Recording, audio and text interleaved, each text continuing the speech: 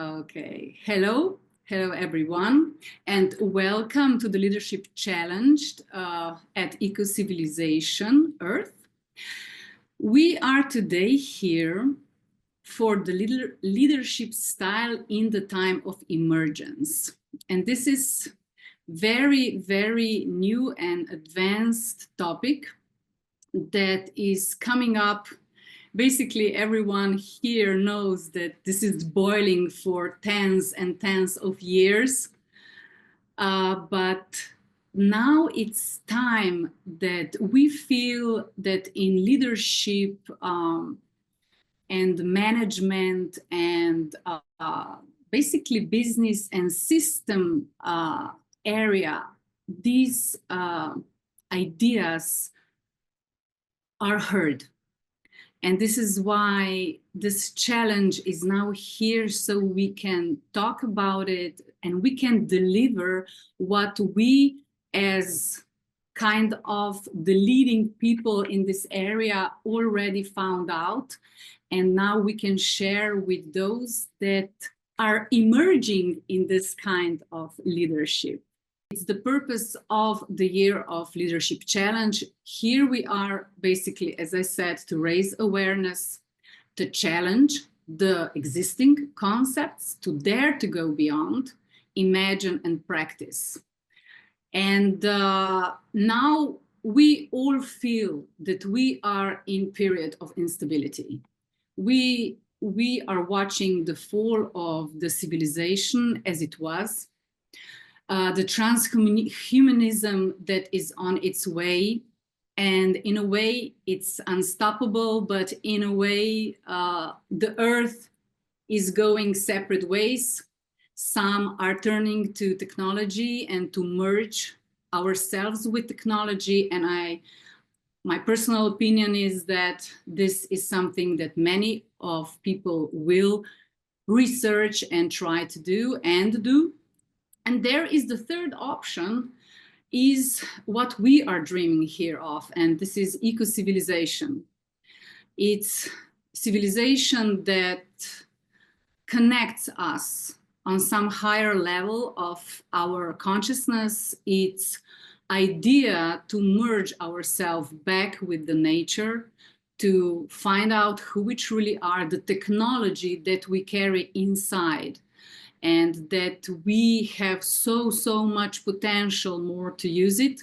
I always say we are the original technology, and technology that we develop is the alternative. So it's a piece of this limitless technology that we are. And this new civilizational paradigm that eco-civilization presents is definitely around the corner. Eco-civilization is the idea that we are carrying here, but I believe that a lot of eco-civilization movements are around the world, and we are connecting with them, we are co-creating with them, and we believe that this new mindset that we are bringing in will seek new organizational structures, and we are invited to imagine, because imagination is something that is unique to a human being. It has no limit, and it connects us in such a specific way that we are yet to discover, especially in organizational and business world. And the existing leadership styles are being seriously challenged, because they are invited to rethink the static structures that are just not dynamic enough for those emerging and all the time changing, not just changing and advancing technology, but changing the consciousness in us. And we will explore the field of emergence from the leadership point of view with those questions. Sometimes, yes, we will read those questions, but I would like to ask all of you really to to feel the questions, because we don't stop enough, not just to mentally read something, but to feel the question. Because when you feel it, I say, let's start thinking with the heart and feeling with the mind. So we really connect and all the cells in our body and really understand what we as a leadership consultants and experts want to deliver. So what does it mean to lead in the time of emergence, in the time of constant change and unpredictable actions, the VUCA world as we know it? How do we go about? This is the question, how to step into the unknown. Is there a need for new competences? Are there new leadership emerging? Can one learn how to lead in the time of emergence? How do we learn how to lead? Do we mimic the nature, or is there something unique in humanity to augment the Earth's natural behavior? Is this becoming a new reality? So today's speakers are the ones who are going to fill this space of questions with answers and their experience, their rich experience in the field of different fields. So Jonathan Schwestka, Europe Asia Center Director for Europe, welcome. Jonathan has a really rich experience with knowing different political parties, working with different environments and different leadership concepts. And I like your Hermann Hesse quote, serve not war and annihilation, but peace and reconciliation. That's the hardest way. And Monika Barcikowska, she works from risk to resilience, inclusive climate actions, EU Climate Pact Ambassador, founder of Equiroots Paris. She is a representative, she's a chair of Ecocivilisation Poland, and harnessing synergies between ecofeminism and transformational leadership for systems change. And I can't wait, Monika, for all your experience in the field of resilience, a very, very interesting topic in the time of very fight, flight, survival mode still existing in business. And Dr. Philipe REINISCH, nickname Indy, is this from the Indiana Jones? Yes, Indiana Jones. My friends called me Indy, yes, so it's a nickname that I was given, inspired by the Indiana Jones movies. Yeah. Going to unexplored places and facing challenges, but on the other hand, being somehow actually a nerd and a scientist and passionate about discovery also in a scientific context. So I have this double heart in my chest, so to say. Yeah, very exciting combination. And it refers to his founder of Silk Road 4.0, driving growth, piloting the future, growth management for B2B, tech companies as a service, serial tech entrepreneur, and creative troubleshooter, world explorer. We need that.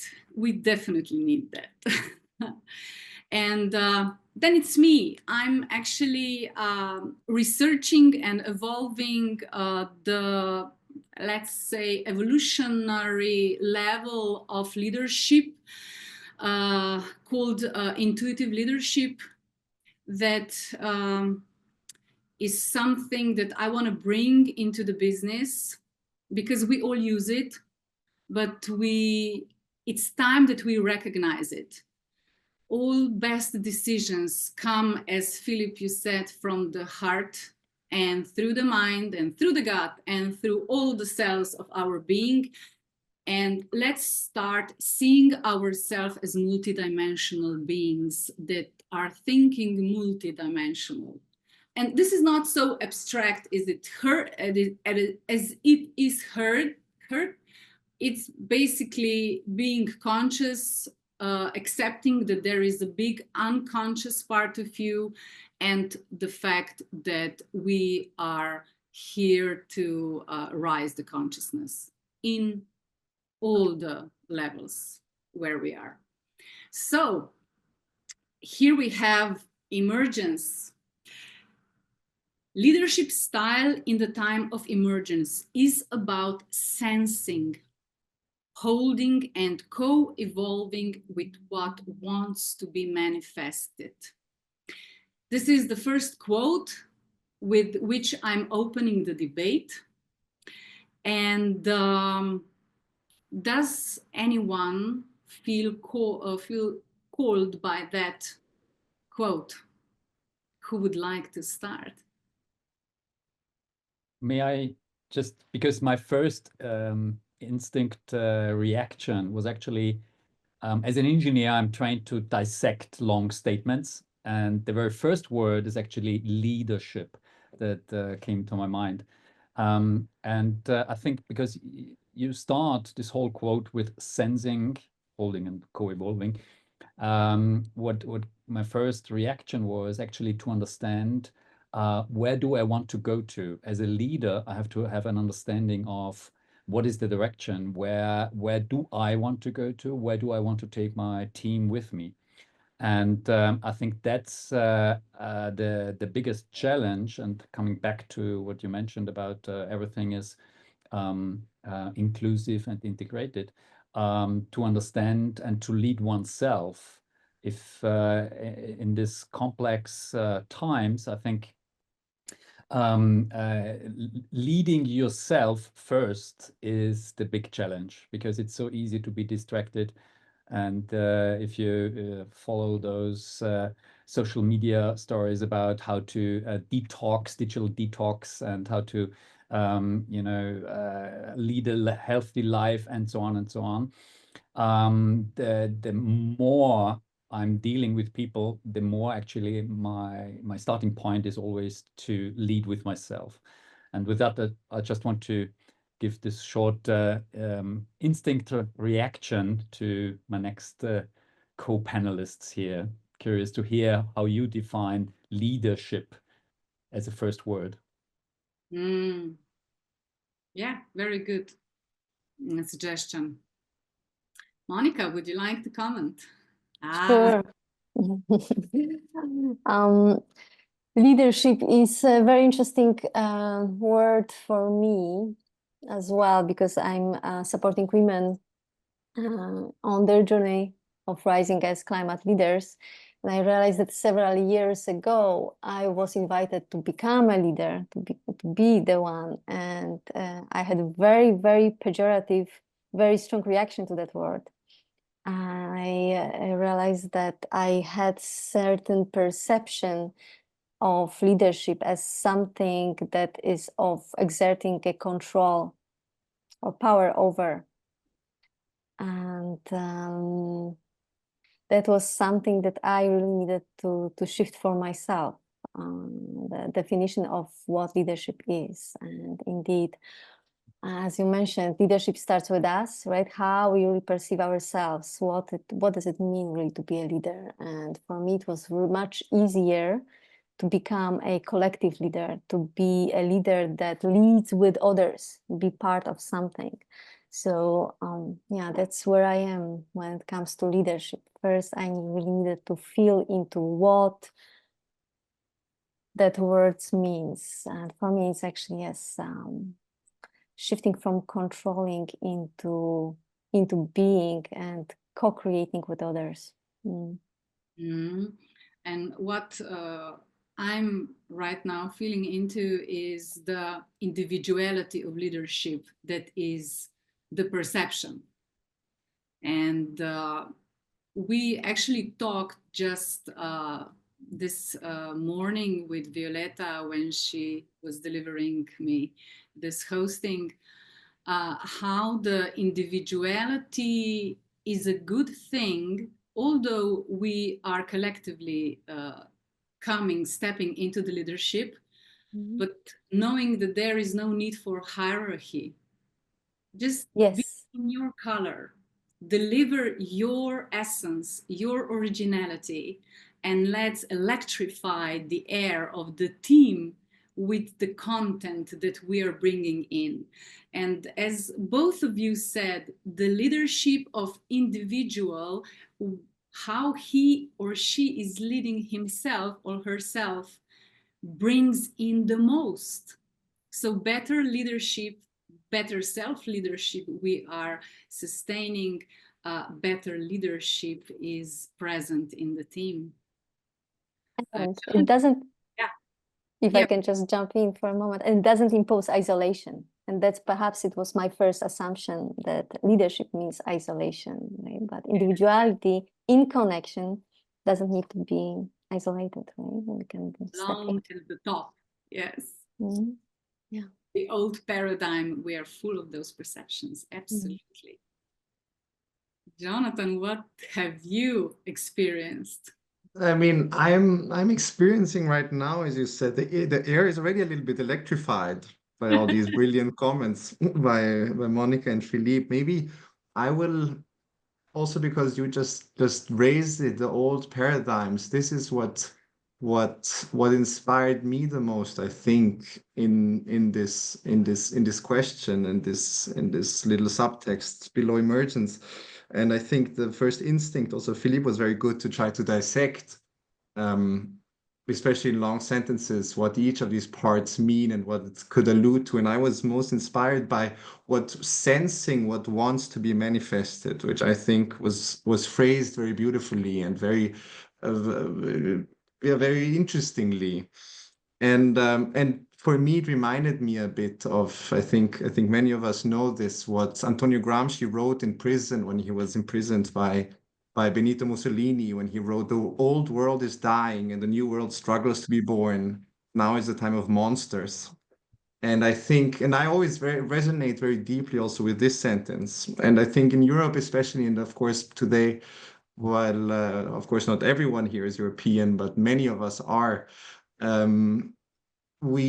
I often have this feeling that in Europe, people, but especially leaders, and especially political leaders, appear to be stuck in these, as you said, old paradigms, maybe of the 20th century, or even from before that, of the colonial empires from the 18th and 17th century, for example.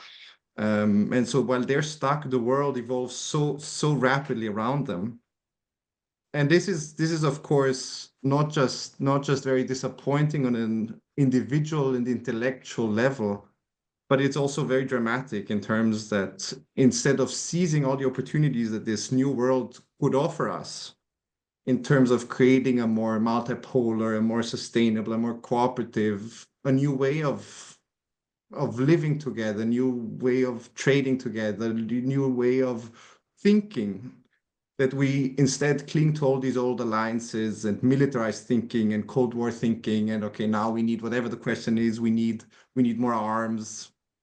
We don't feel secure, we need arms. No one is buying Volkswagen cars anymore. Well, maybe they can make tanks instead.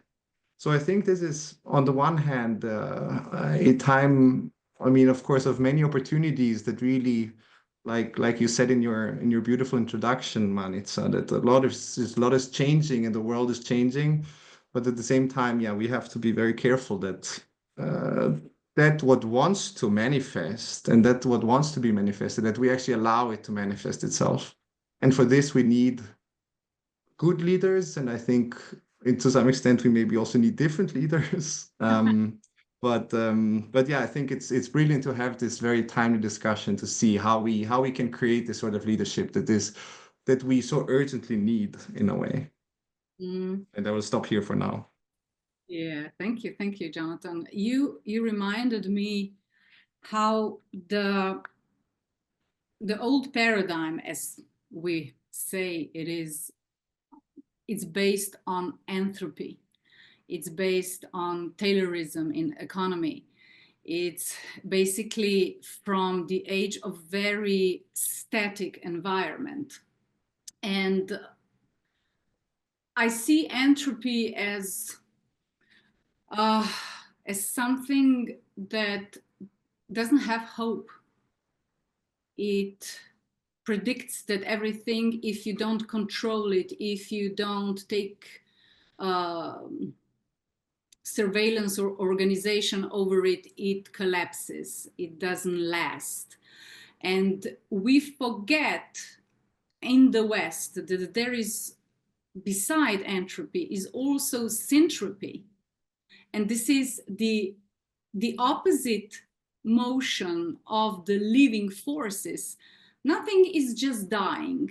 There is also this force of nature that is called syntropy, and we are so blessed in Slovenia that we have quantum physicist Andrej Detela, that basically he physically proven the syntropy as a force of nature that is able to evolve in more and more complex structures and advanced structures. So we have both forces in our hands, not just something that is dying, but also this limitless force that we also see in technology of self.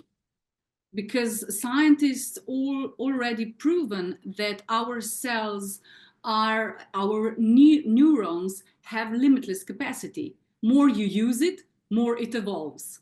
So don't tell me I'm limited. So this is what we want to bring with passion into the leadership also. Yeah, and let's go on. Roles are constantly evolving, transforming, shifting, based on the challenge and conditions within which we seek solutions. So do you have any practices where the conditions changed so much that you had to fix, that you had to shift? Monica, yes. Totally. I feel that it's always good to speak from experience. And I'm very happy to share a bit of my story as a climate scientist.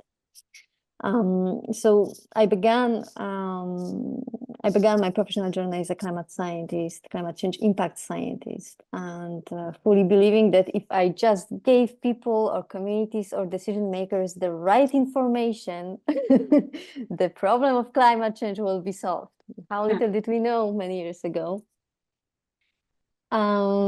And yes, I ended up at some point feeling stuck in my own approach, working endlessly, leading me to the point of burnout and feeling that I need to change my own assumptions. So this was my own challenge to emerge as a leader and really start asking myself, actually, what's needed, what's mine to do, what's my role here? Is really science leadership about information? Is there a way we could become transformational leaders, right? Transformational communicators. So that was my journey. It was really inviting me to step out of my own silo and finding a new way, a shared language with people that I was to serve.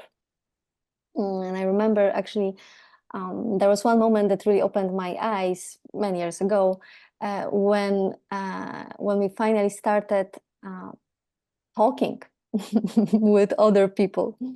And we learned that from health practitioners about the compounding effects of not only just temperature, but temperature and humidity on human health. And suddenly, right, that was something that really we hadn't accounted for as scientists for many, many years.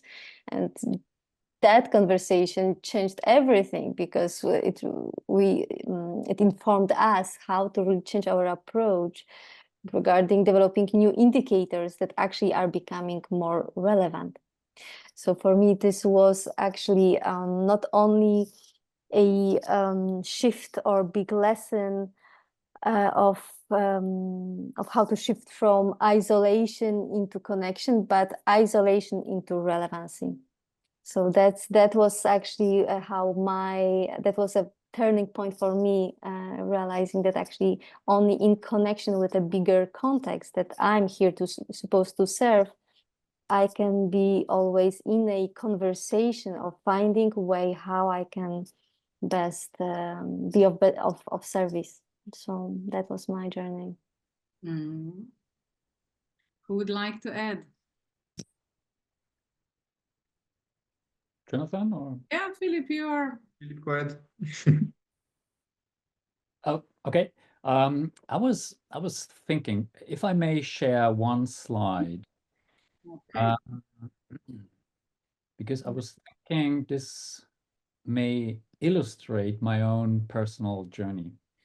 So while you were speaking, I was looking up your background just to have a better understanding what is actually your original training, because the way you're trained is the way you're thinking.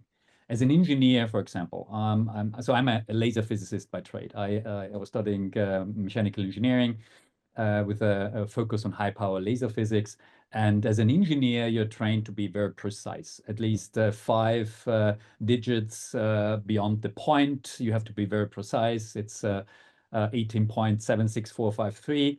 And that's what an engineer is schooled to do, to be very precise.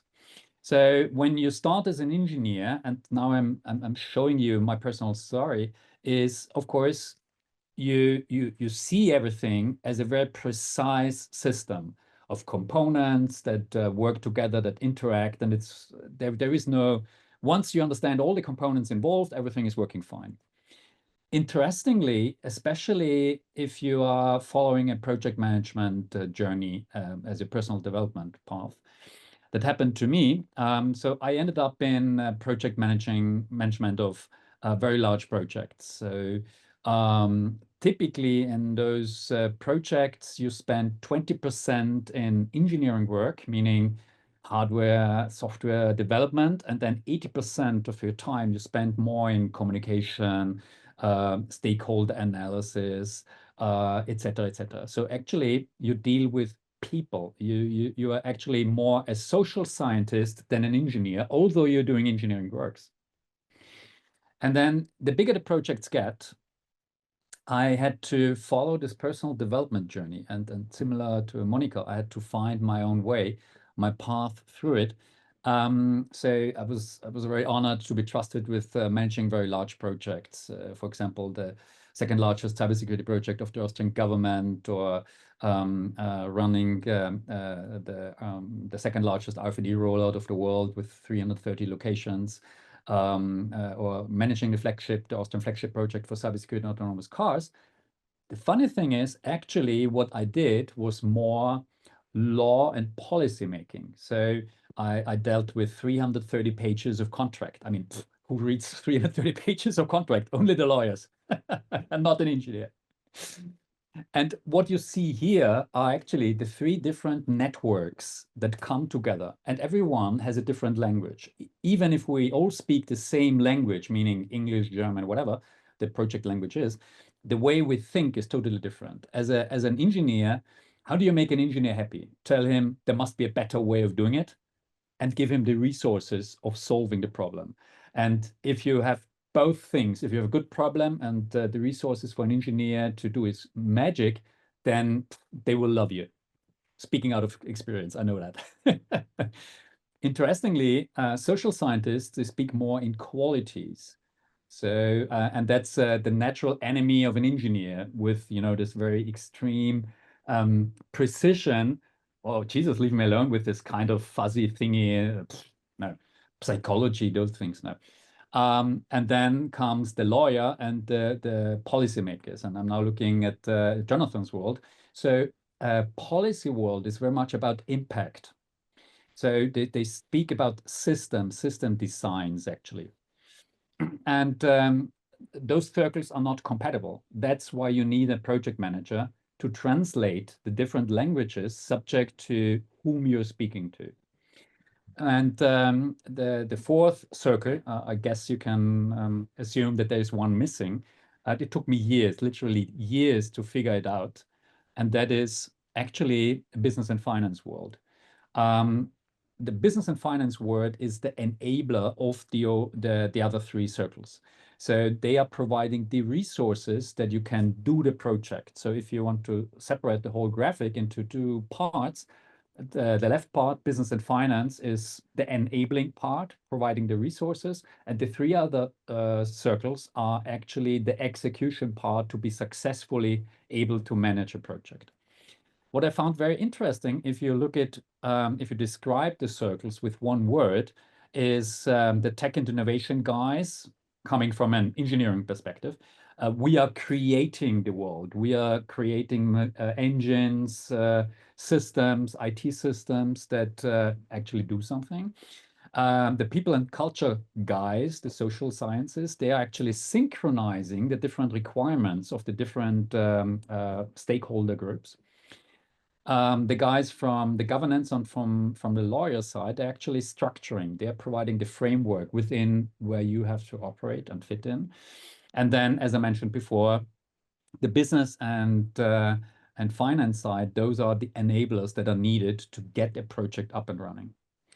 And typically, if you look at those circles of those networks, people tend to stick to their own circles. So as an engineer, naturally, I feel attracted to smart engineers who have a very precise, structured approach. And that's, I love those people. I can work natively very well.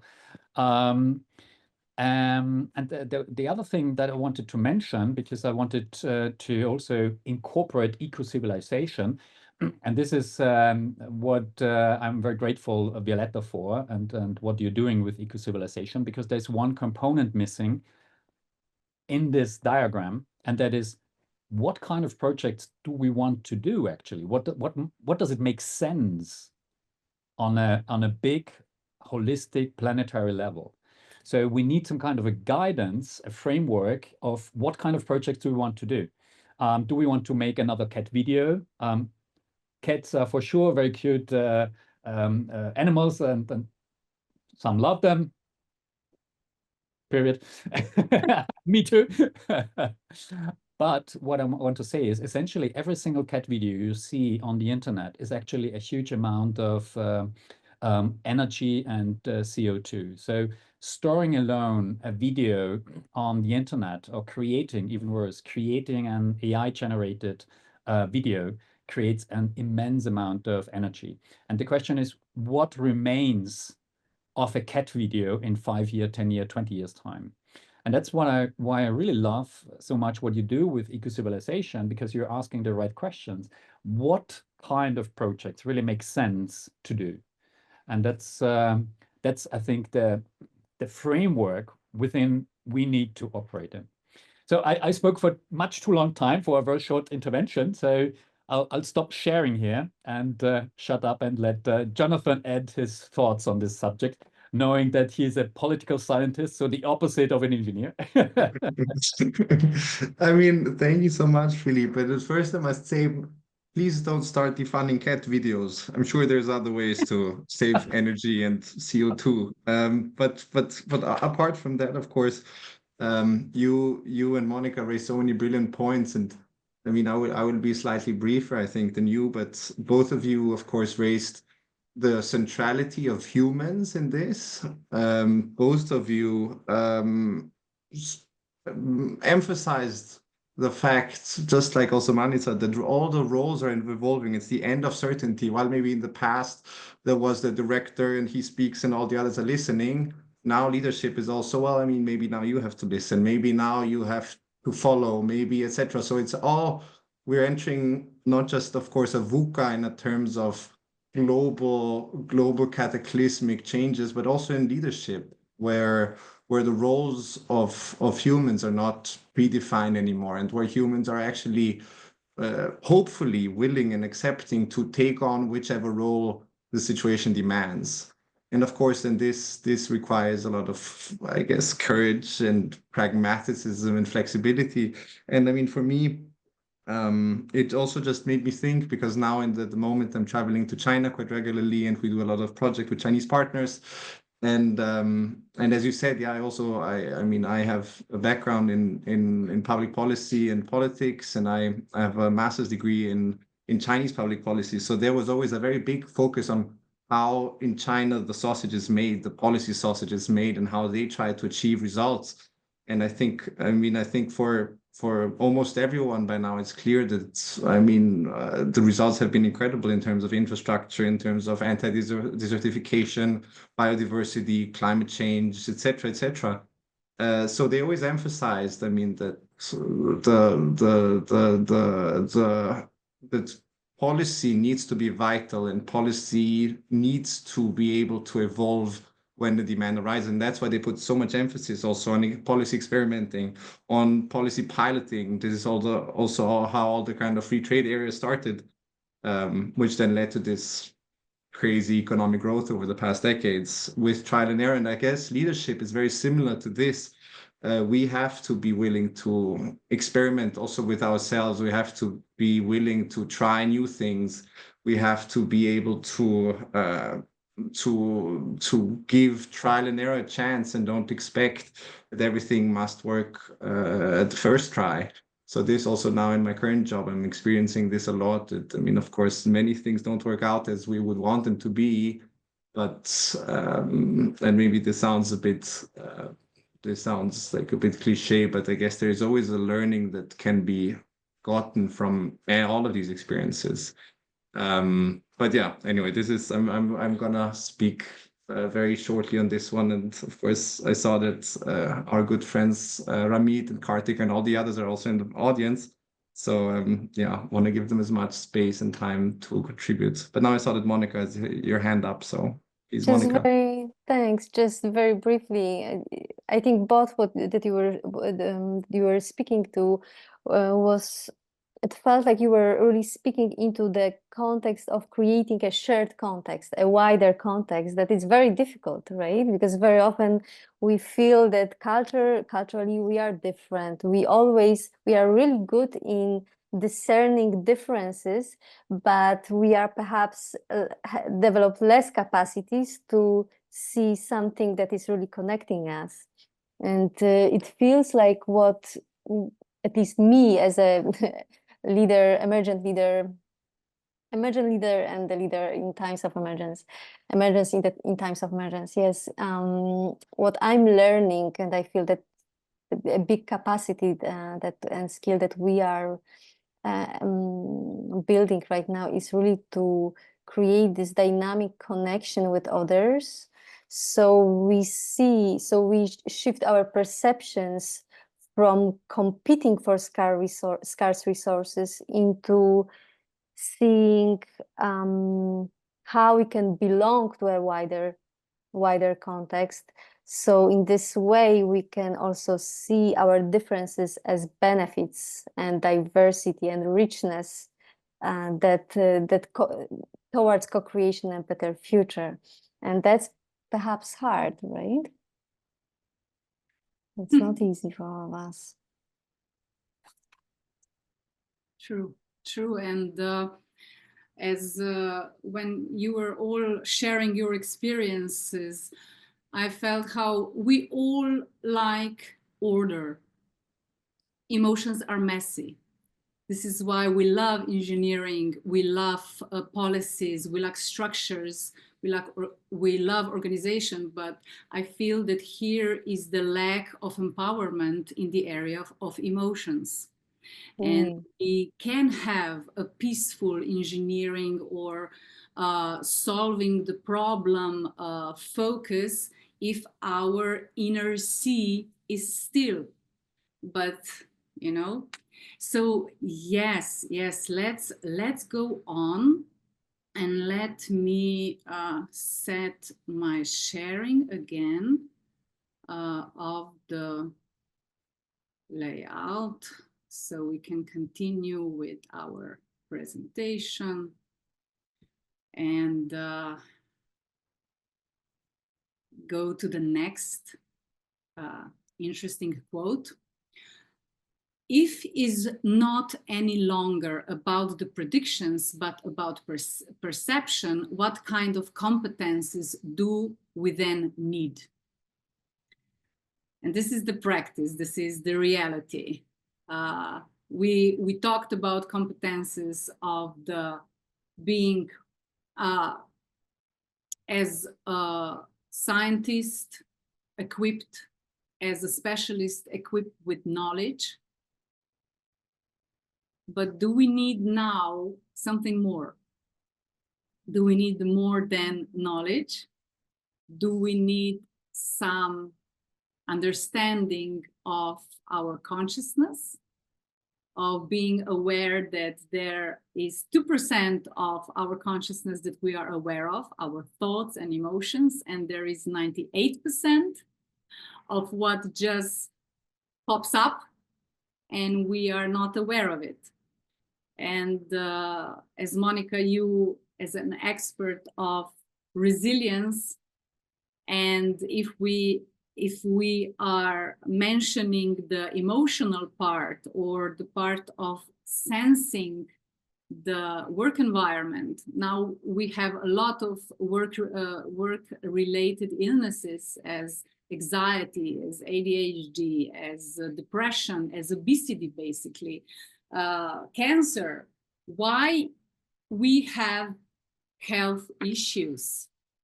Is this all about perception or fixed predictions, how something should go, but we have to be more flexible in our mind?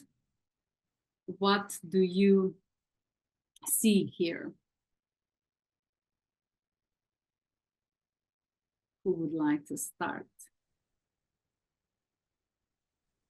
I have lots of stories. I can share something, some perception of my story for sure.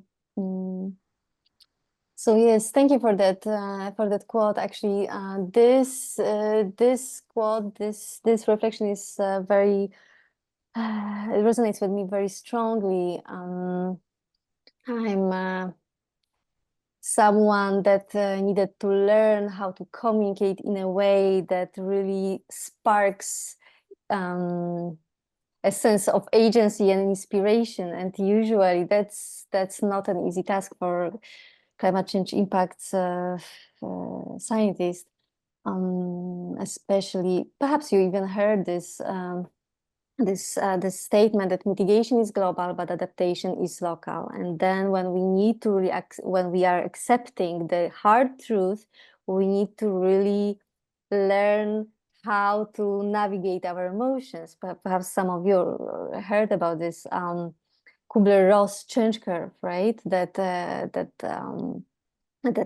shows that regardless the change we are navigating, we are usually going through a process of facing many emotions, from denial and then depression, frustration, until finally we accept the truth and ask ourselves, okay, what is it that we are going to do about this? And what I've learned over the course of my professional journey, is always to remember that although everyone is on that journey, everyone goes through that process, everyone is in different phase, in different place, and faces different intensity of these emotions. And it's so important to develop the capacity of empathizing and sensing and creating space for emotional safety, as you mentioned in the very beginning, so we can channel our care, basically, because usually our emotions are expression of caring for something, into generative discussion, conversation, hopefully action. And long story short, when it comes to perception, the most important perception that I'm trying to shift in my work, in my trainings, workshops with people, is a perception of insignificance. Perhaps some of you heard about this phenomena that is already researched. It's called false inefficacy. long story short, the research in Princeton has shown that most of people, actually like 80% of people in the US, and it was also confirmed in Europe as well, most of people care about planet. Nobody has bad intentions. However, most of these caring people also believe that their neighbors don't. And this keeps them stuck, almost feeling that they are isolated. Nobody cares, so there is no even hope. There is no sense in standing what they stand for. So for me, it's so important really to create spaces for appreciation, social witnessing, connection, where people can start finally connecting to the shared context, so they feel seen, acknowledged, so they know that they belong. And when they belong, they also want to really care for that place that they belong. So in the space of togetherness, we finally feel that perhaps there is a possibility. But this possibility really stems from the sense of connection and appreciation of the diverse skills and everything that we represent all together. So yes, creating a shared context, shared values, shared identity, so people feel that they belong to a greater context, perhaps shifts the perception from insignificance into agency. So we are inviting possibility. We are inviting a new future. So you are basically describing movements like Ecocivilisation. Total. Why not? holding the space for positive and for emergence of the truth. As you said, in our essence, we care. Yeah. And being bombarded with the media basically serving only negative stories, we are percepted, we have those predictions that everything is down, when the fact is that, as I said before about entropy and syntropy, the syntropy is something that holds everything up. So it's a significant part and no one talks about it. Everyone sees just the devolving part. Shortly, so we don't lose track of time, Philipe, Jonathan, do you have anything to add around perception prediction? Maybe just super short, and and this has already also been touched on by Philipe earlier on, and it again also relates to Ecocivilisation, like you also just related the contribution of Monika.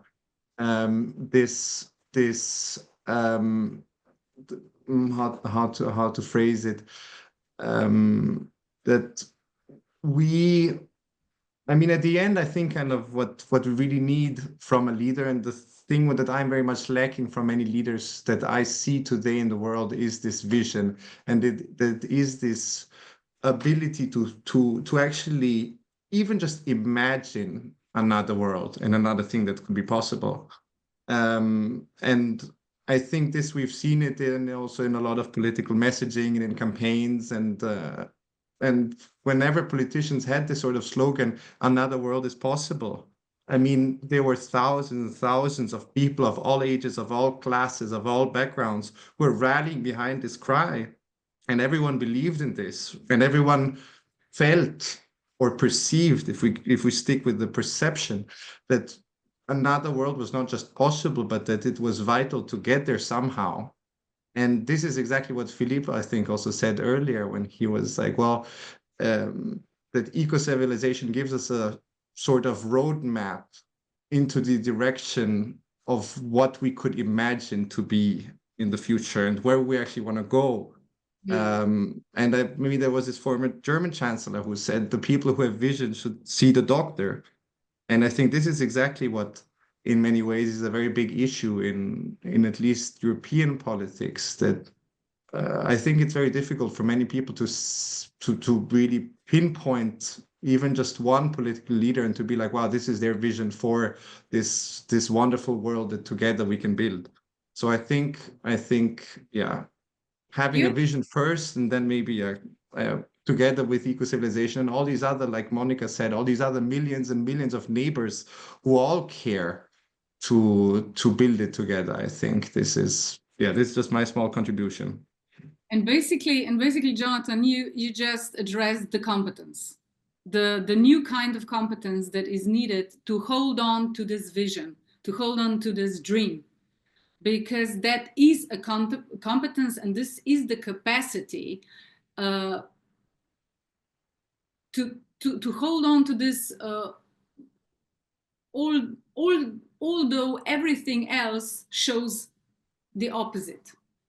And this is how the new world is born, by individuals, by the leaders who have the capacity of holding that dream. Monika, yes, Jonathan?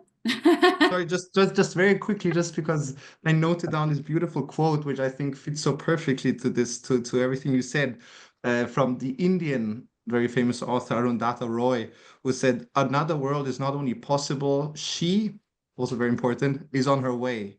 On a quiet day, I can hear her breathing." And so I think that in virtual rooms like this, maybe we can even not just hear her breathing, but maybe we can even feel her kicking somewhere within us. But yeah, this is it, Monika. Yeah. Thanks. And just somehow briefly to bridge what Philipe was mentioning and Jonathan, right? Like sometimes we have these tendencies to believe that leaders are those high up there. And I'm realizing that as a EU Climate Pact ambassador that is sometimes visiting Brussels, I'm feeling that many politicians feel very lonely and frustrated. And only through perhaps this conversation and new structures of dialogue, perhaps we are realizing that we all co-own the responsibility of leading, especially in my field, for example, when it comes to adaptation. Adaptation in the end is always very, very local. And when there is a problem, it really has to, the agency comes from the collective that usually knows already their solution. So there are always leaders, but at the same time, I'm inviting us to feel that perhaps everyone is leading. Everyone has a role here. So how we can actually sense this and this complexity and feel that we belong to this co-leadership, collective leadership. Yes, thank you, Monika. Beautiful.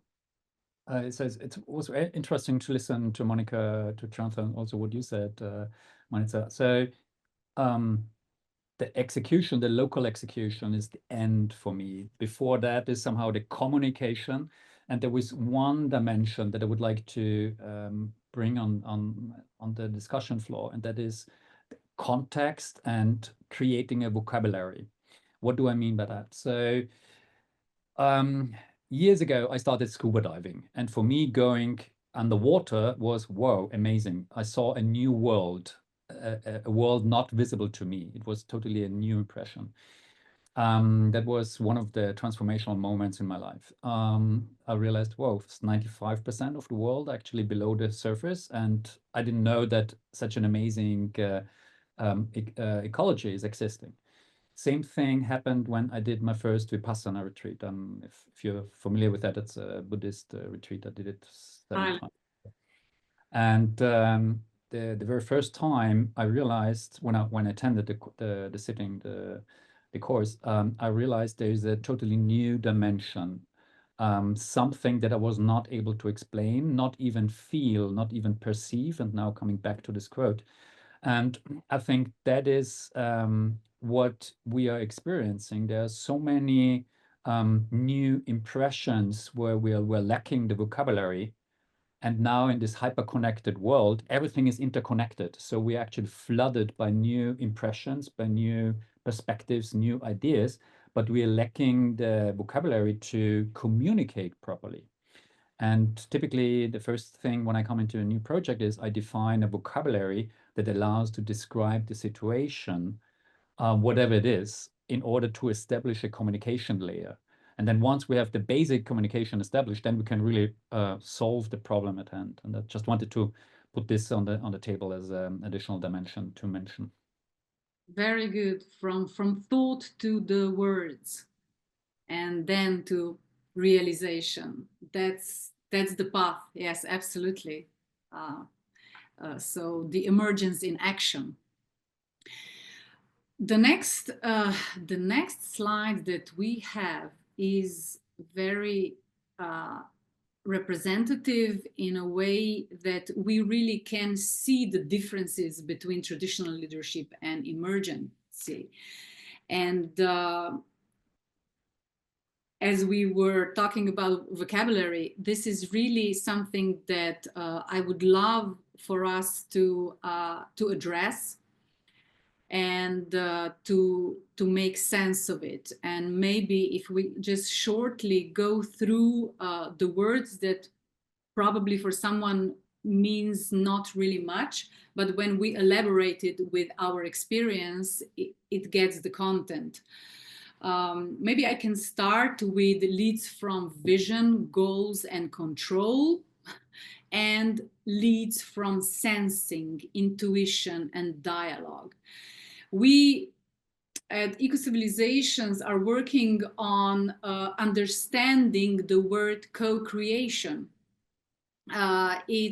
People do understand leading as collaboration, but collaboration is not co-creation. So this is something that is leading from sensing, from intuition and dialogue, that basically is changing the atmosphere through intuitive insights when we share our individuality, when we share our colors. And basically limitless ideas are popping up in a direction that it is set. The leading in this sense of emergent leadership is more as a direction that is guided by our true self, not as much as our mind. We use mind as a tool of focus and attention and intention, but basically we allow that our true self, our soul and spirit are talking through us, because that is the place where we all are connected with the earth, with the beings, with the relationships, with all the areas of our existence.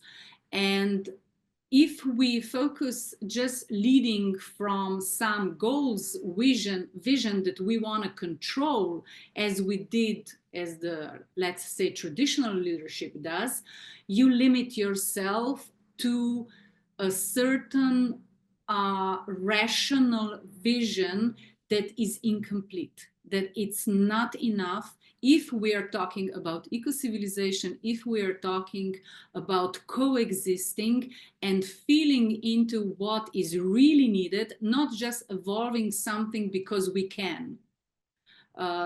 This is why I many times say there are many inventions that should not go into production, but it went because we were so excited, because we thought about it.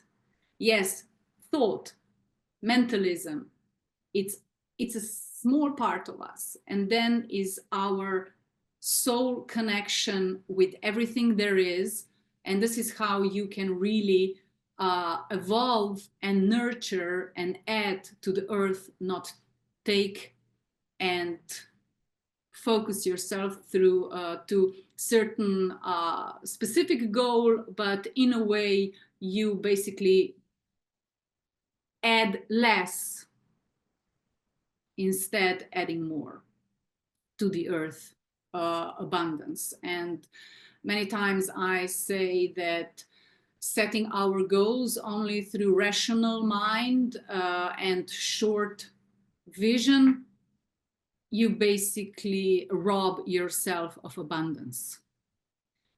And what I'm interested is in understanding the abundance in ourselves, in nature, and following it, not losing it along our controlling goals. Who would like to comment building structures and TENS living systems? Philipe, I feel like. So for me, I was looking at this statement. So leads from vision, goals, and control versus leads from sensing, intuition, and dialogue.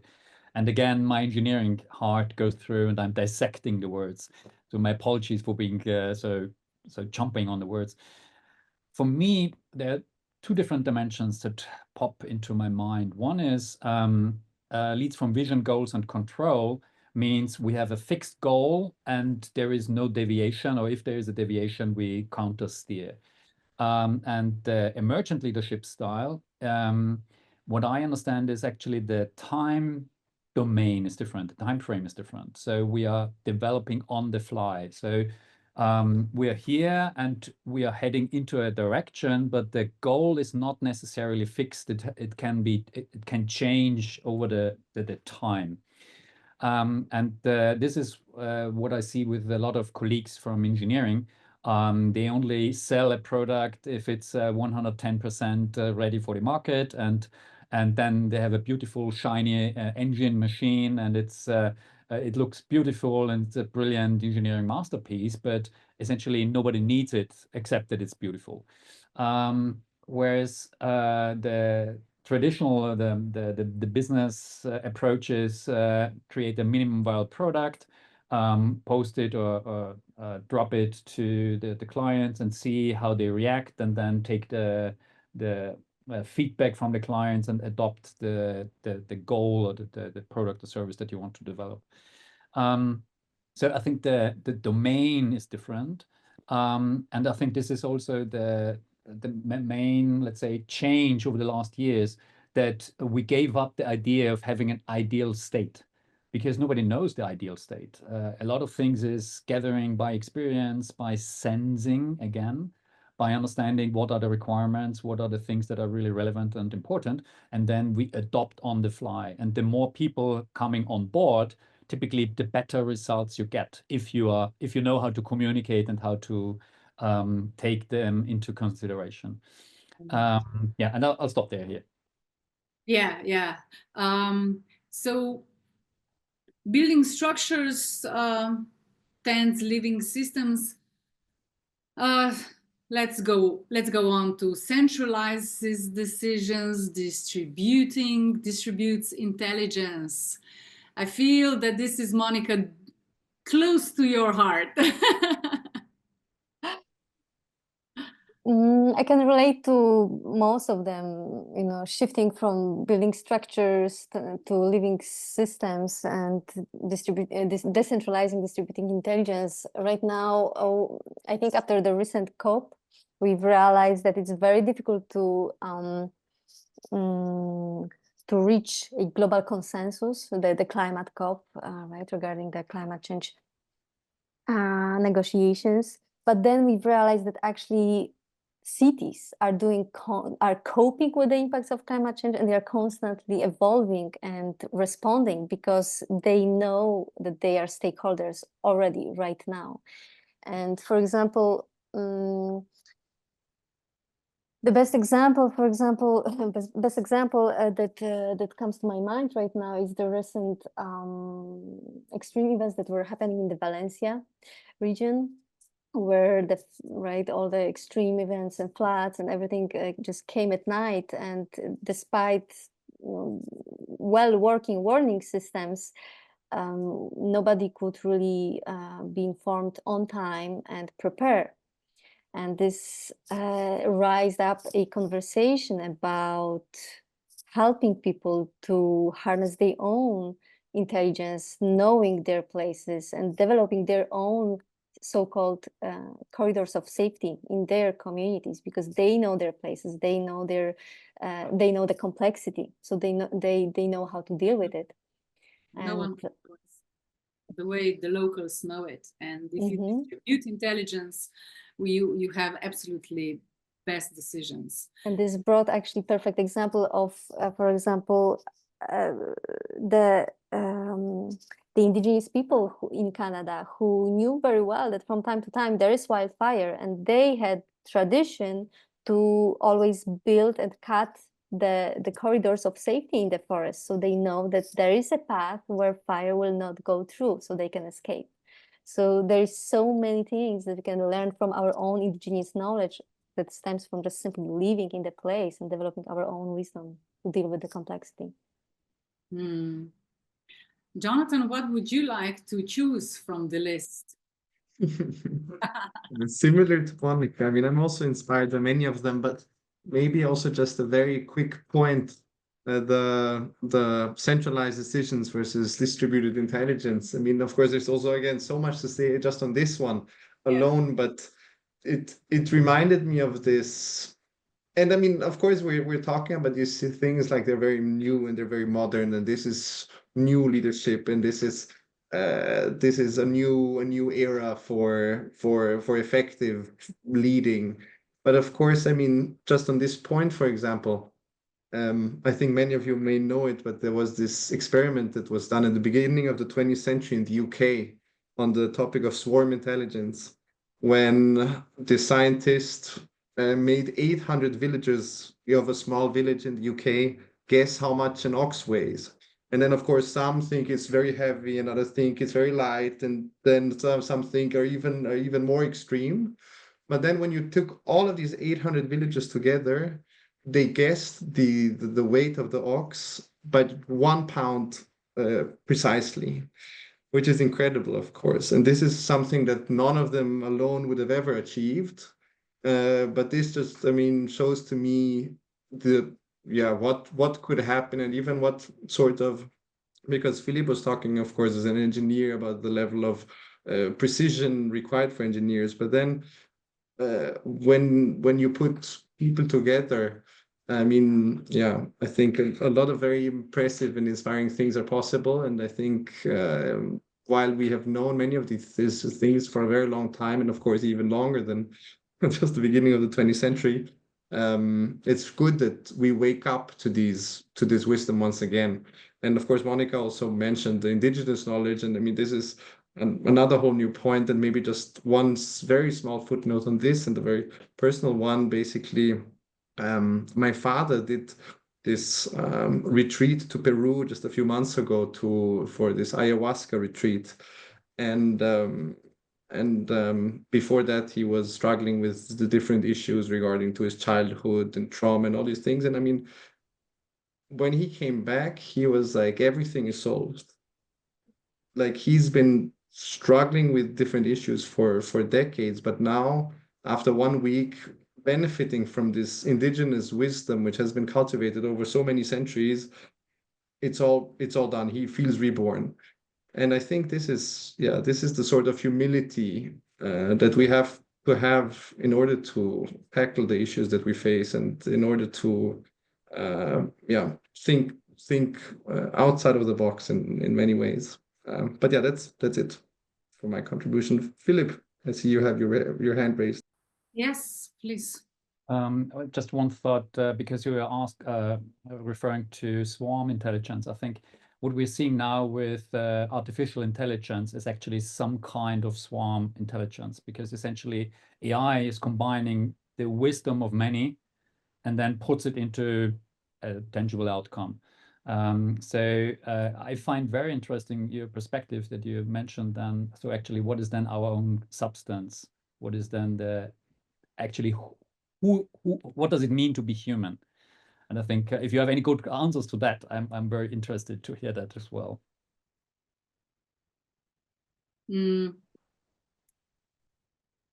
I would like to reflect on our beautiful Alexander Laszlo's link that he put in the chat.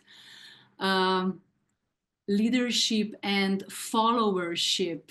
So they are not followers. They are bringing something to the table as distributed intelligence. And I invite everyone to copy the link. And what you've said, Jonathan, also it resonated with my perception of leadership. going from the base of leadership that's coming from fear to the leadership that is coming from the space of inner peace.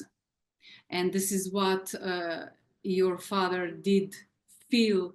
And when you come from the space of inner peace that I also experienced on certain retreats, and working on my inner fears, is basically the space or the level of consciousness that emergent leadership needs, basically. And I would also like to add that there are certain aspects of traditional leadership that we still need.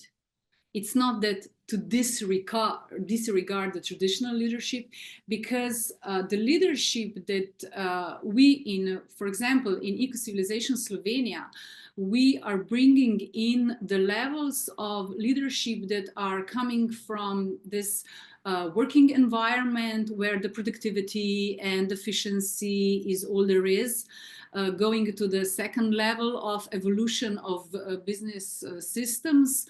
The second level that there is a knowledgeable organization talking about quality and knowledge.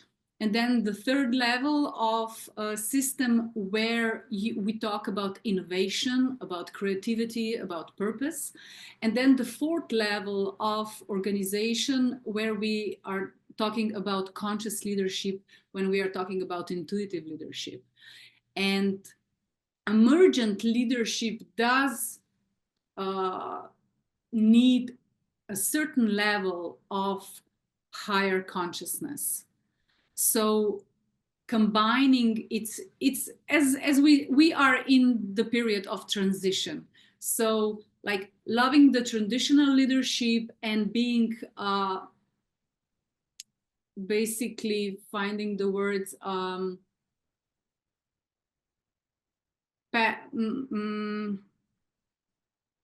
being kind to the transition, as being kind to someone is still in the productive level, in working environment, and we basically form leadership through the levels of the raising awareness.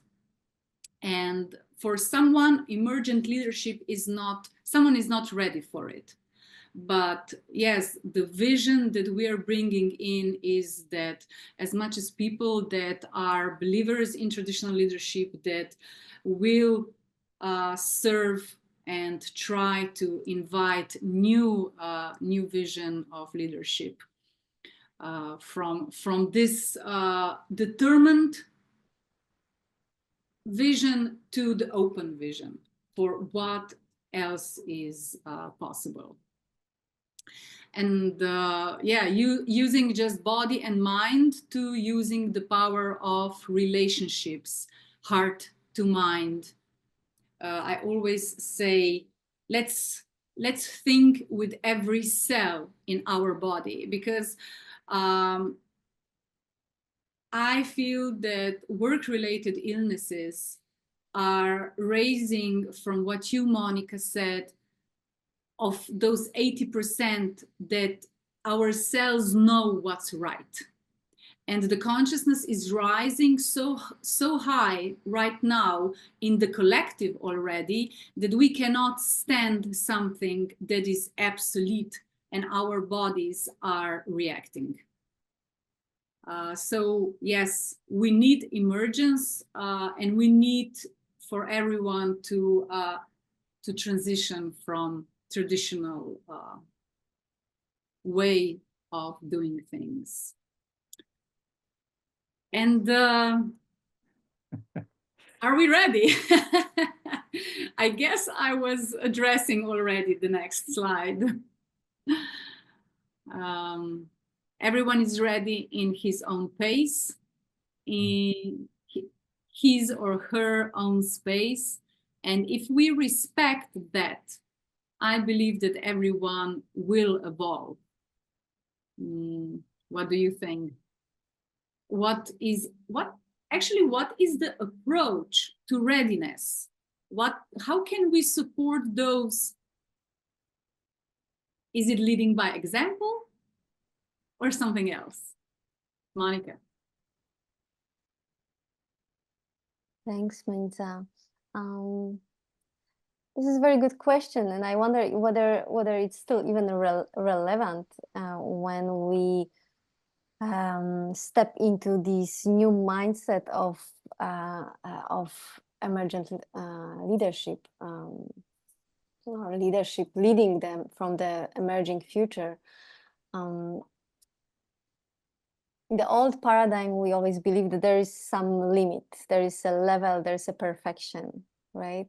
And then by the end, right, because we are so used to certain approvals, certifications, levels that we need to reach that approve our readiness.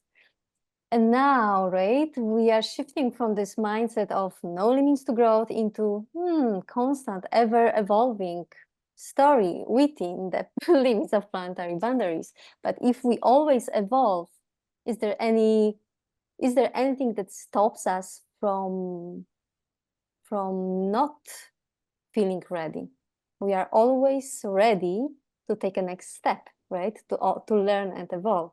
So I would like to invite us to feel into that, right? Is it even possible to be ever not ready? We are ready to face the current moment, no? And while we have a question, are we ready? I feel into so many times, I feel how we all love clarity. We all love order. But we subconsciously, we have this negative narrative around doing that. And if we ask ourselves constantly, why am I negative around that when I want to have things done? I want to be efficient. I want to be good at what I do. Why is this voice back in my head negative? And if you ask yourself, you always come to positive conclusion. You come to the solution and you move forward with peace and flow and abundance and satisfaction and fullness. So I would like us to constantly ask ourselves why we are negative while we want to achieve something positive. And when you ask yourself, it just disappears, like fear. Philipe. No, I really had to smile. So my first thought that came to my mind was there's a German saying, I'm translating to English. So it says, becoming a father is easy, being a father is difficult. And I was thinking the very same thing about leadership. Are we ready? Probably never. But once we do it, it just it becomes an action, and the less you think about it, the more you do, the more you go into action, the easier it gets. If you're out of your head and into the action, then you realize very quickly that actually all those fears, as you just mentioned, Monika, actually it's just you are your own biggest enemy. And once you do things, of course you fail. And I think that's the biggest challenge actually to ourselves, the self-doubt. As a leader, as a project manager, you have, I mean, the millions of reasons why you can fail, and probably 1,000 why you fail in one or two things. But nevertheless, you just get up and there's a German saying again, put on your crown again and continue walking. And I think that's so important, just to be resilient about failure. Moving forward, yes. Perfect. Monika? And just briefly, thank you for this beautiful inspiration, Philipe, right? And now asking ourselves, what's the role of being a parent, right? Are we ready to become a parent or to being a parent? Now the question is, are you ready?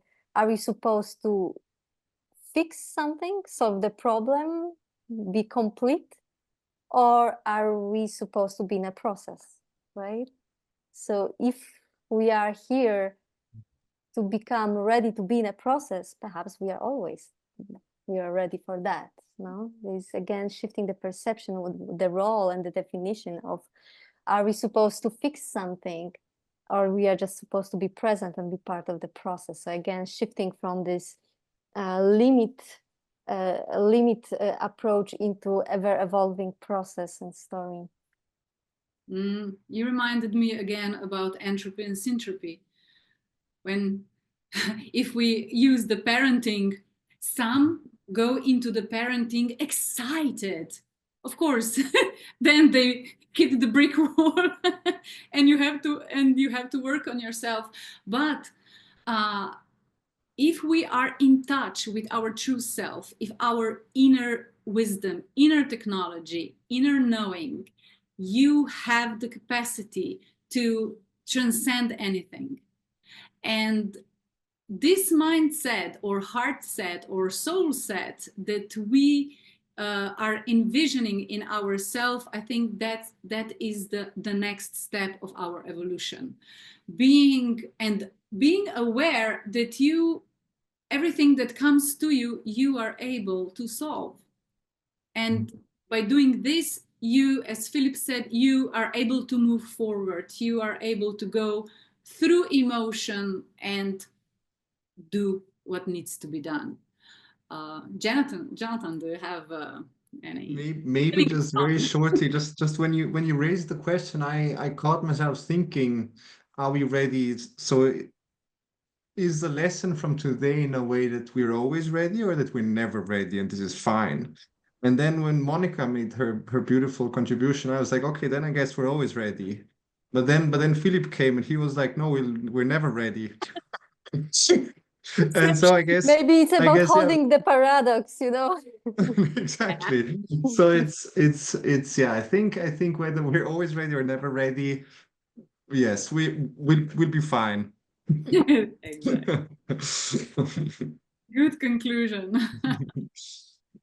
Now we have a theory of you. True leadership involves letting go of outdated mental models and presenting the emerging future. How do you feel about it? Do we know how to let go? Now we are in the area of subconscious mind. Philipe. So I really had to smile. So for me, actually, parenting is the ultimate emergence project. And I was thinking when Jonathan said about we're never ready, what I said before and what Monika said, everybody is ready. I think this is this dualism that is very interesting. And also my definition of a project manager is to be a good mother. What does it mean? A mother takes the ingredients, food, sperm, whatever, and then creates the baby. So, and as a project manager, you do the very same. You take all the ingredients and then you somehow transform it into into something, a human being, a living being, and something that that you give birth to. And so for me, when I think about this analogy, letting go, essentially, I translate it into letting go of my baby, letting go my kid, to see how it grows, and let the baby do its own mistakes, learn the challenges of life, and so on and so on. And so that's my take on this. How do I feel about it? I think it's just a natural path of life, that something is created and then you have to accept that it has its own will, and you have to learn how to deal with that it has a will against you, even if it decides that it's a better thing to do, then it is what it is. The consciousness of it, yeah. Jonathan? I think it's a little bit, again, like the question of readiness. I think we know that we have to be ready, and we may struggle with it. And I think we know that we have to let go, but we will also struggle with it. So I think in a way I think it's it's a lot of mental and spiritual preparatory work that is part of this process. And like Philippe said, I think it's a process, and it takes time, and there will be failure also, like he said. And but yeah, I think this just maybe my very short comment. Monica?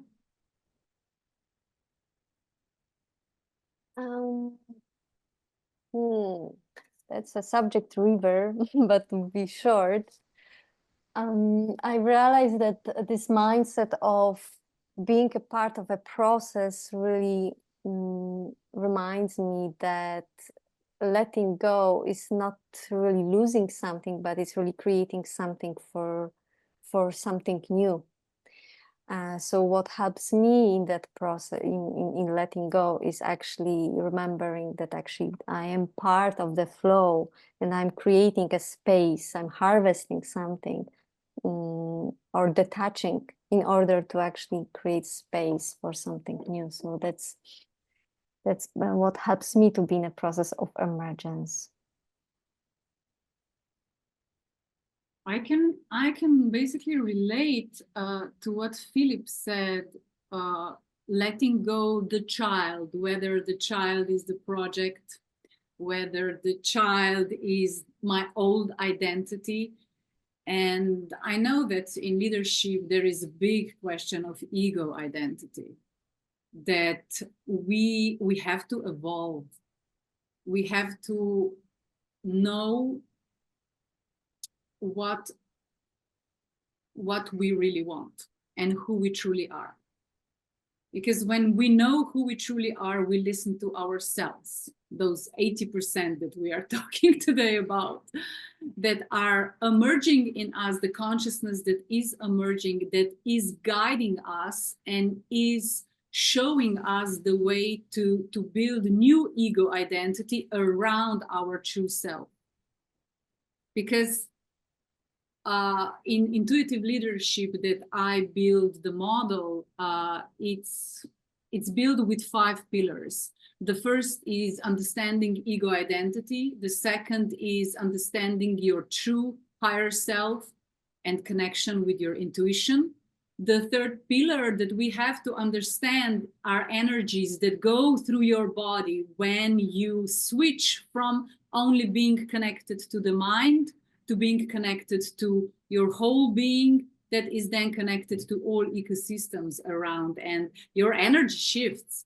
And you have to have this knowledge about energy. I say it energy management, because something's going on. Energy is flowing, emotions are arising, and we have to be empowered in that.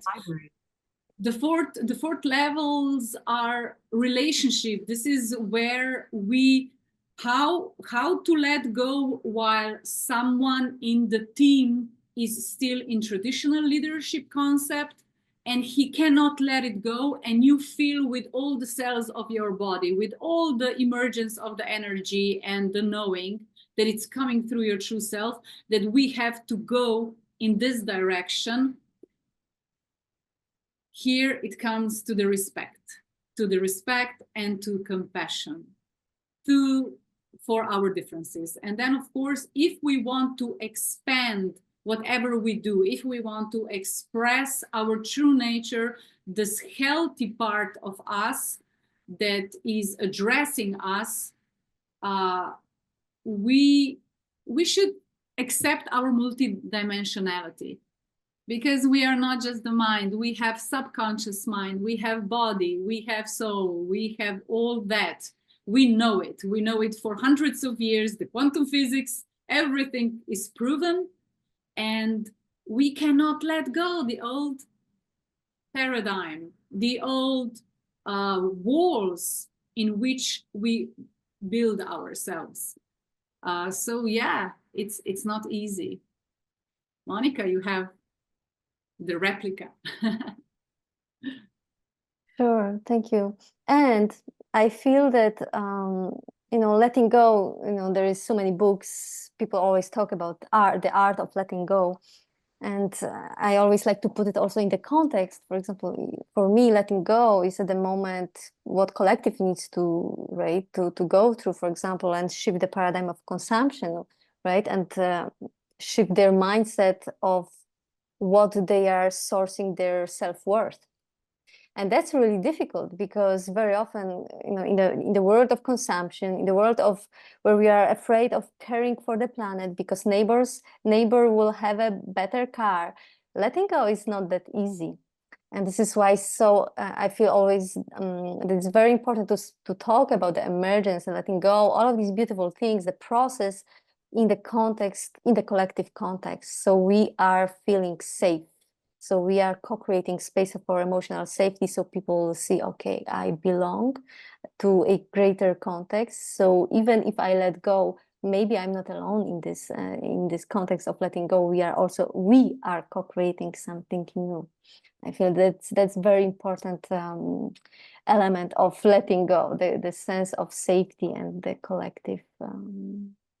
Yeah, we are hive at the certain level of our existence.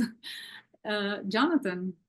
Yes, just very briefly, I just want to highlight the secret that Alexander Laszlo has shared with us because it relates so perfectly to what you said and also to what Monika said, where he said that the key is in togetherness, and in the same way that we cannot be ready on by ourselves, but we can be ready together. We also cannot let go by ourselves, but we can let go together. So this I thought was very true and resonated very deeply. Yeah. I don't know who the author is, but someone said the medicine you need is inside someone else. So yeah, let's co-create, let's communicate, let's share the leadership.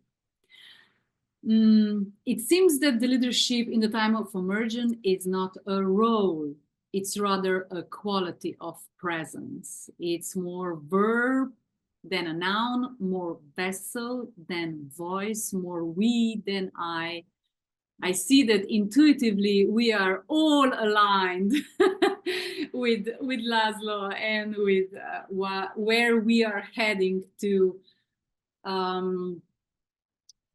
When we share those 5 pillars in Ecocivilisation, talking about space that we're living in, the earth, the vast universe, our consciousness, the consciousness of everything, relationships that teach us, that are mirroring us, who we truly are, or what we believe, what we can still shift and transcend, and love for all the beings, from the little bacteria to the angels, and communities or society that we are contributing our expertise, our knowledge, and our love.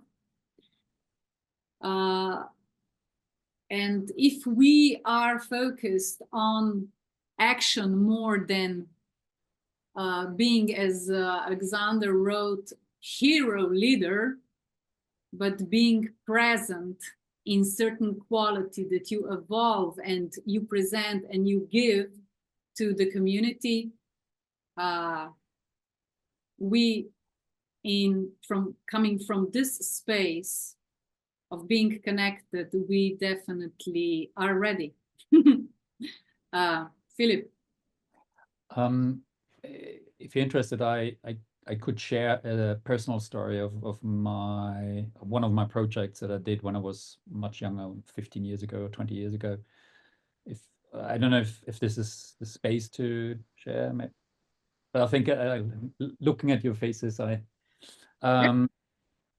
was managing a very large rollout. It was 300,000, 1,000 systems in 330 locations around the world, and the workload, it was really intense. I was working between 100 and 120 hours a week, and it was a typical, you know, one of those jumping board jobs. So you do this kind of project because you know that if you survive this project, then it opens quite nice career paths. And I was working before that for a business consultancy, Accenture back then, and then I was given the opportunity to, let's say, prove myself, and it was an amazing project. It was really cutting edge, and it was at that time really top-notch technology that we were installing. The first ever large-scale installation of this specific technology that we had. Why I had to think about this story? One experience that I had is I was the person in charge of the rollout, meaning I was leading this team, and we had an amazing community spirit. And I think this amazing community spirit was actually the energy that we needed to survive this intense months of work together. So it was not only once that I ended working at 1 o'clock in the morning, and at 4 o'clock in the morning I was starting the working day, looking on the systems and so on. And so this is really a practical lesson that I learned from this project, that if you have a good energy in the team, it provides so much support to all the team members, that even if the shit hits the fan, and a large project, there's a lot of that hits the fan, it creates a resilience. And the second thing, and this what Monika said, it was so important to create safe spaces. So to create an atmosphere that if there is something going wrong, the worst thing you can do is hide it or say it's not my fault or so. No, if something goes wrong, tell immediately, and be open and upfront with whatever goes wrong. And to create this kind of atmosphere and this culture was actually the thing that helped us to survive in the period when the things were really, really tough, that there was so much understanding between those people. And so I really want to emphasize and stress the fact, culture you build before the storm hits. When the storm hits, there is no way of building it anymore, because things are... Yeah, emotions are high, everything is heightened. And Philipe, we have a beautiful question here from Sharma. And she said, hi, it's really nice to be here. Lovely to hear you all. Just wanted to know your opinions on why change is never easy, especially when it challenges long-held ways of working. How can we effectively handle resistance from leadership when trying to introduce something necessary, like we are discussing in today's insightful session? That's a good question. How many hours do we have? Yes, it is short. Can we say it in 2 words? No, just joking, but yeah. I could talk for hours exactly about this subject, but I shut up. Let you do the speaking. Okay, then I will give a word to Monika.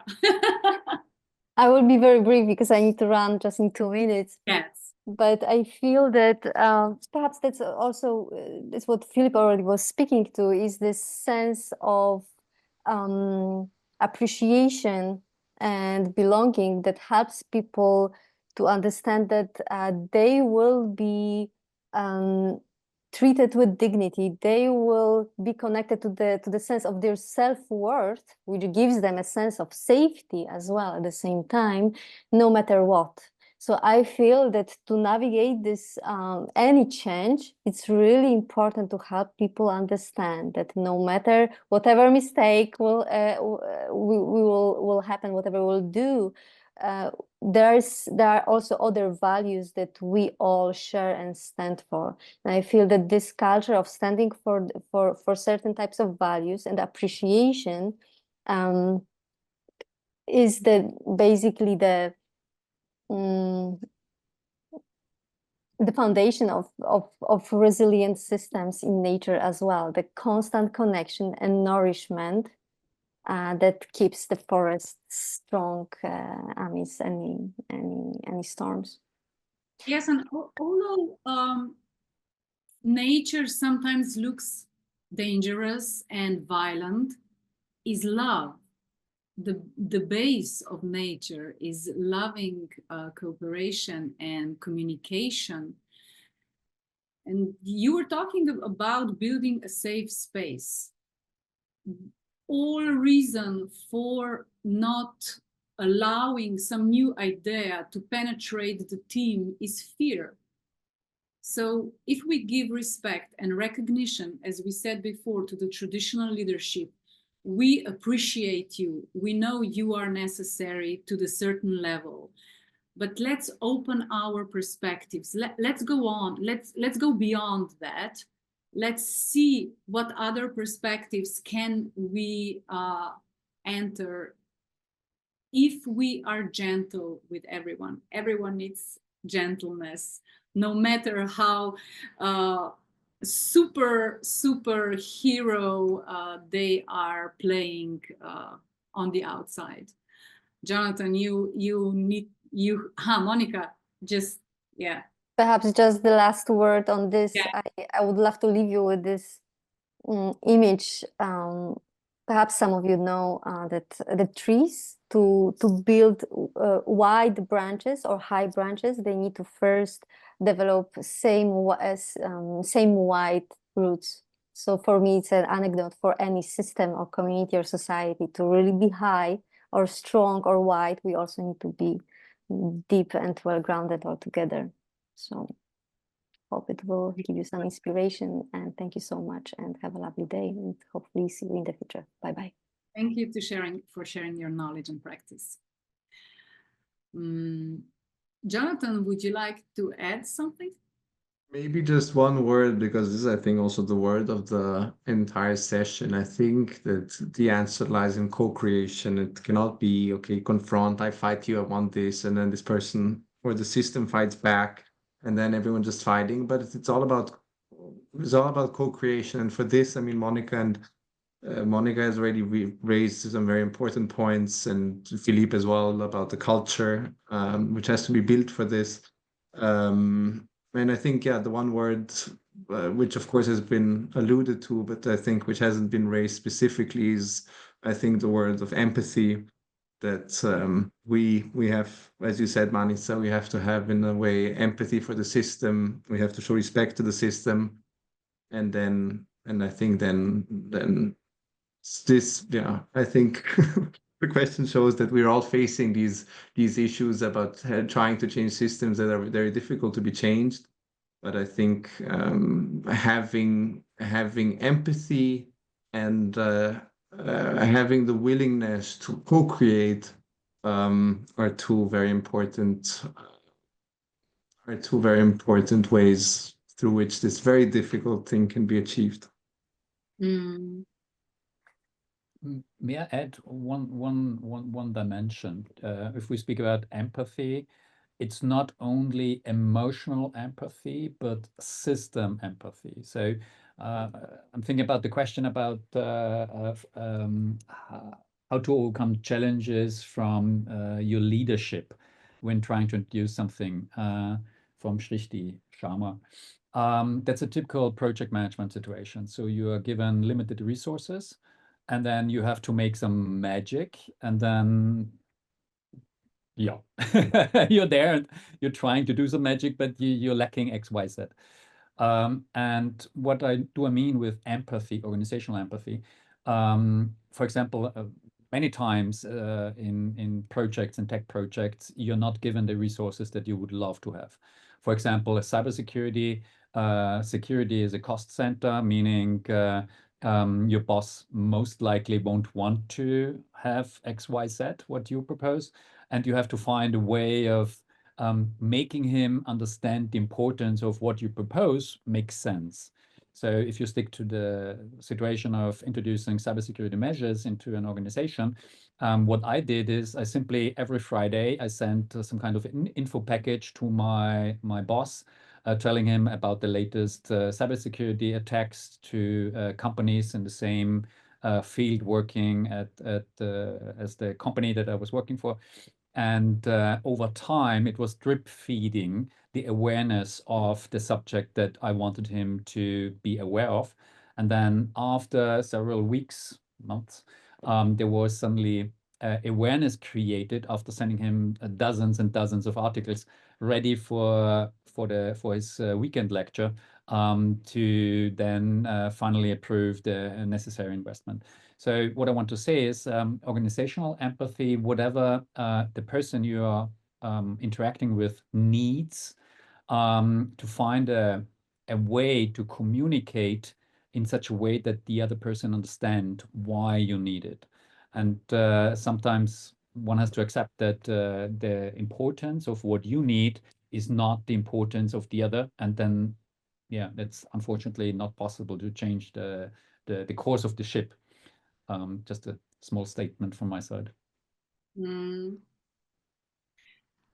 And yeah, education is always the first step toward innovation. You have to educate, inform people so they understand and they envision what would happen if we do not accept this new approach, new vision for the projects.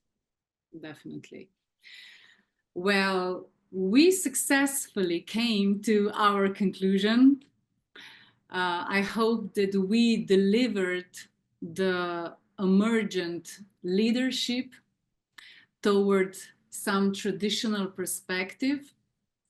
That what I feel is that we really tuned into this collective intelligence. Even at the start of our presentation, when the engineer Philipe helped Manica to see the ununderstandable technical loop that I was in, and more of us, more we are intelligent, more medicine we bring to each other, and more healthy we become again. My latest sentence is, when did we become so unwise? When I look at some trajectories that we are going through, of course, in a sense of transhumanism, when did we went into such a survival mode that we, with evolution, our brain developed through safety, through better environment, through more sleep. We became more complex and wise beings. But now, with the emergence of this kind of illness of going after as fast, it has to be fast. I always ask myself, why, where's the rush? Why? Who brought that into the space? That it has to be fast. When you're driving a car too fast, you can't see the surroundings. So where? I don't see the abundance in being too fast.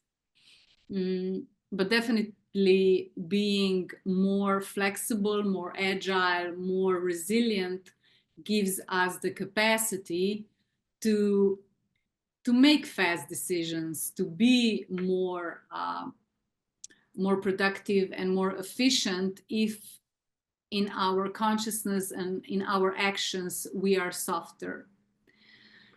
So there is a way to be faster, but in a more kind way. You can't be fast as a human being by being hard on yourself because you hurt yourself. So that would be, for example, my view of evolution, and leadership being kind to ourselves, bringing back the syntropy and the balance between entropy and syntropy, because now in the world there is too much entropy. As Monika also mentioned, the neighbors that were, their perception was that everyone will not accept the new idea, but instead everyone wanted that. Just nobody spoke out loud because of perception. That let's listen to ourselves, let's listen to our consciousness, and let's follow it. It knows the way. Any concluding words from you, Philipe? A very quick story, if I may. I was just thinking about speed. So I did several very large motorcycle trips across the world. So the longest one was 17 months across South America. And I realized actually two types of long distance motorcycle drivers. Those who are driving fast when going on a long distance trip, and those who already had an accident. So what I noticed is sometimes you need to have an accident to slow down and drive safely and be mindful of what you do. And if you are smart, the accident is minor and you have just a small thing that gets you thinking. And sometimes you need to have a big accident to start thinking about reducing the speed. And that's just a small last comment from my side. Lovely. Yeah. It's the accident is information, is education. Yeah. It's whatever damage you experience, it can be losing a relationship, it can be stress with your boss, changing company, having a bad project result, whatever is not what you want to achieve, and then you start learning and realize, okay, some things you can't do in high speed. Because if you go high speed, you do mistakes, and if you do mistakes, it's just a matter of time until the whole system collapses. Thank you, Jonathan.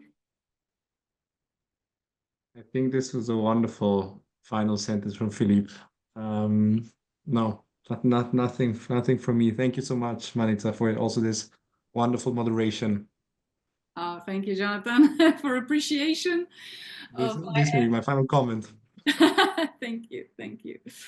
Yeah, and I would like to conclude the session to thank everyone who attended our session and for all the comments and the questions and interconnectivity that came from all of you. And let's meet at the next Leadership Challenge, and let's emerge and go beyond and reach our dreams, make them reality, make them action, and make them real. Thank you, everyone. Bye. Thank you. Bye-bye. Bye-bye.